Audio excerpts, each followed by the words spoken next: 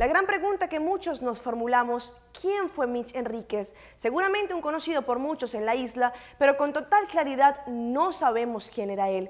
Nuestro equipo periodístico de ATV intentó tener comunicación y por consiguiente hacer un reportaje con los familiares de Enríquez para saber más detalladamente quién fue él, a qué se dedicaba, ya que según fuentes cercanas a la víctima, este no trabajaba, pero sin embargo tenía la costumbre de viajar constantemente a Holanda, pero no tuvimos una reacción certera por parte de sus familiares para despejar cualquier duda. Ahora nos encontramos con este reportaje de un medio de comunicación latino que, según lo que indican, Mitch es de descendencia colombiana.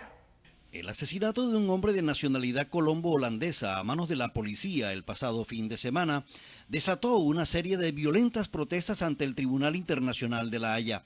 La víctima fue identificada como Michael Enríquez, de 42 años, nacido en la isla de Aruba, pero hijo de padres colombianos y familiares residentes en la ciudad de Santa Marta.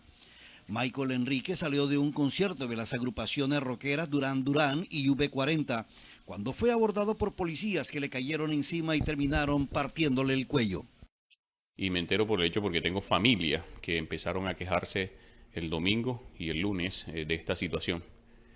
Y obviamente quiero darlo a conocer al país que un ciudadano de nuestro país, un muchacho nacido allá pero de padres colombianos, ha sido maltratado y asesinado por este salvajismo de la policía holandesa en La Haya.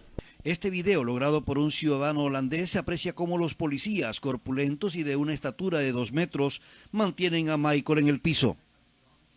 Nótese después cómo intentan subirlo a una ambulancia, pero ya Michael Enríquez está prácticamente muerto.